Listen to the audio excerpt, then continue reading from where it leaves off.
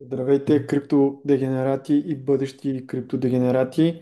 Реших да запиша едно бързо видео, за да ви представя конференцията, която ще се случи следващата седмица, именно ETH София 2025.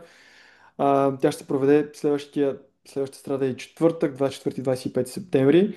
И тъй като има страшно много неща, които се случват около нея, реших да направя едно бързо видео като гайд около това какво се случва и да ви покажа всъщност колко добре се получи конференцията и да ви подтикна, ако искате да си купите билет, да го направите сега, защото сме почти на 500 човека и билетите официално свършват след 3 дни, но потенциално може да ги спрем и малко по-рано. А, Очаквам, просто съм много щастлив, че конференцията се получи изключително добре.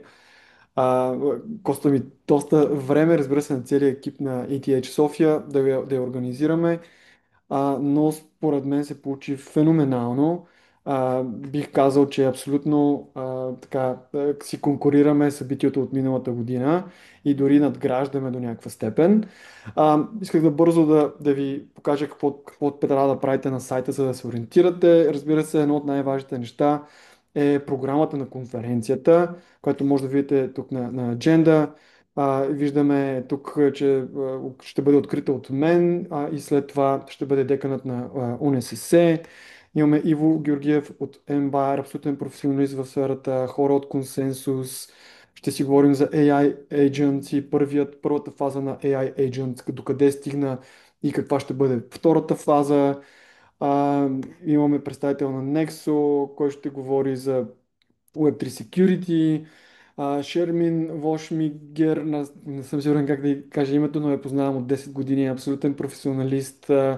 Тя е по-така от академичната част на криптото, но много силно така запази през годините ценностите на крипто в своите постове. Писала е няколко книги по темата са на крипто, за биткоин е писала и е абсолютен професионалист при създаването на икономики, токен икономики.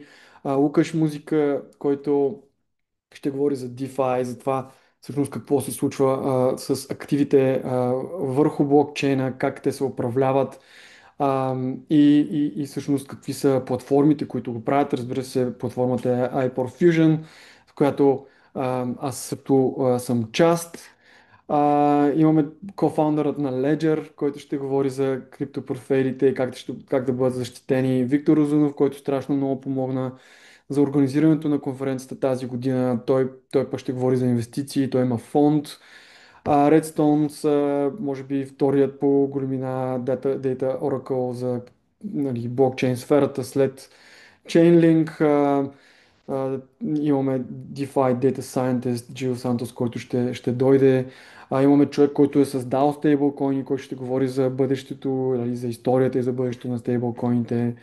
DeFi панел с абсолютни професионалисти а, от години, които се занимават в DeFi и разбира се фокусирам върху най-хот темата, една от най-хот темите в крипто, стейблкоините. И пак DeFi, всъщност не точно DeFi, TradFi, DeFi панел с хора от Commerzbank, от индустрия, от PaySafe, които ще говорят за тази интеграция между DeFi, въобще финансови услуги от DeFi, от блокчейна в традиционните финанси и обратно. Много интересен.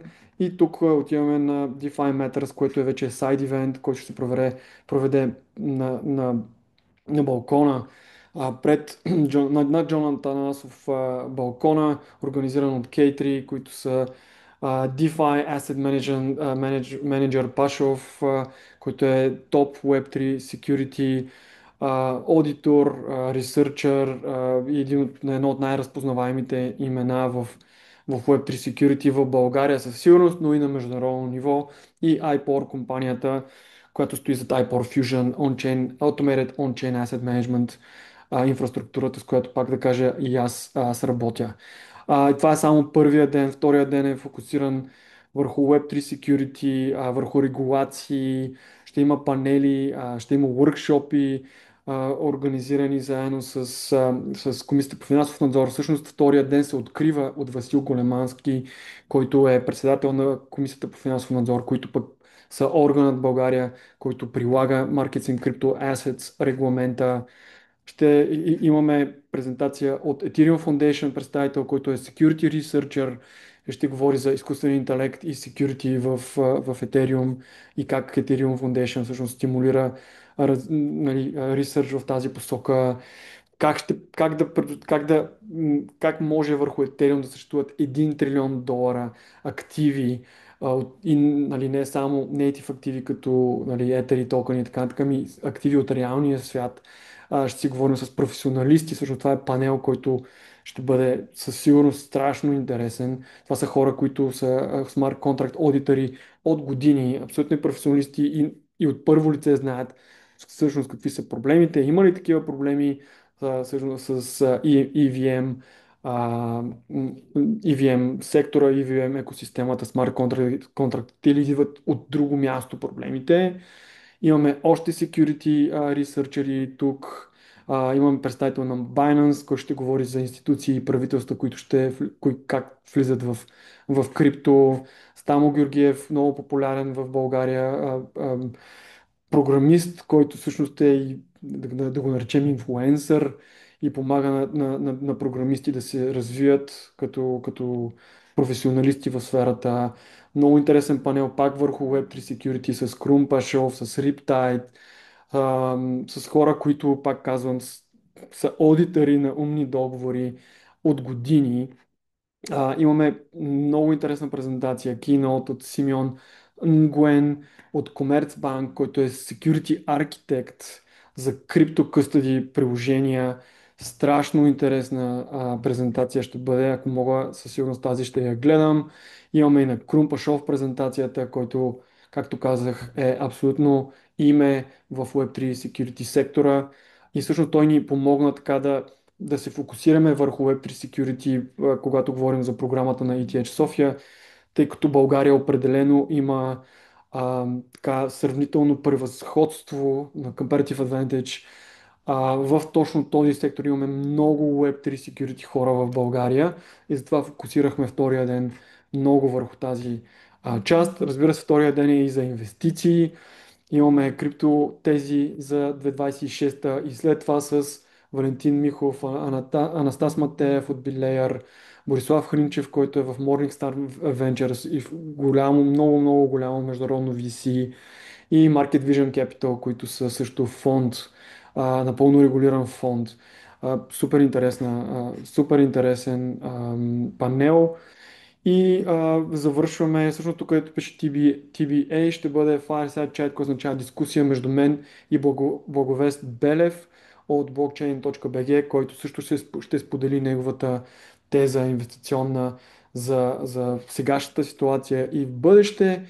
И завършваме с Trading Tech фокусиран панел с Мирослав Запорожанов от CryptoPro, от Raven, които са маркетмейкъри, работещи с най-големите компании, най-големите централизирани борси в света, и Паскал от Jarvis Network, който е трейдер от вече сигурно 15 години и даже той не е започнал с крипто, той е започнал с Forex, но е абсолютно DeFi native и феноменален трейдер.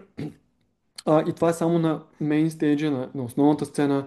Имаме още един стейдж с страшно много други лекции и панели, които също ще бъдат страшно интересни.